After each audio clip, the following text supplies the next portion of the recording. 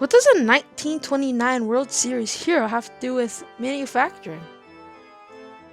To find out the answer to that question, we headed to M Key Manufacturing in Northeast Philadelphia.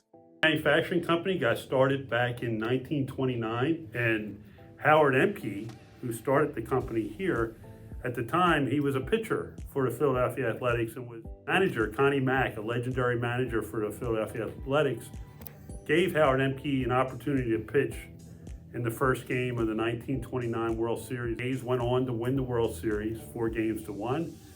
After the season, Howard Emke retired and opened up a little shop. He made the first baseball infield covers. Previously, historically, Philadelphia has been a large contributor to industrial textiles, and we're proud to say that we've stayed here in the industrial textile manufacturing since 1929. What I think is so cool about what we do specifically are the end products that we make end up primarily in the hands of the military. That's so cool. A textile manufacturing company founded by a Philly sports hero.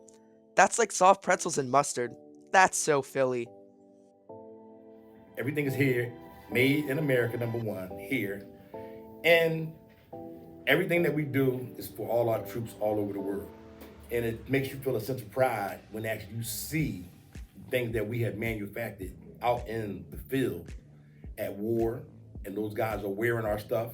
You see the helicopters that we have had sprayed and designed, you see it inside. So it's a sense of pride, makes you feel good. Every day, if you turn around and look at the yellow banner up top, it says, "Our troops deserve your best."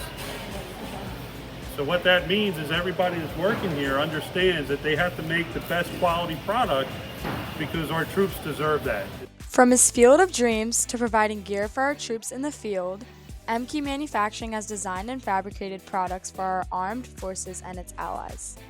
That makes them another Philadelphia winning team.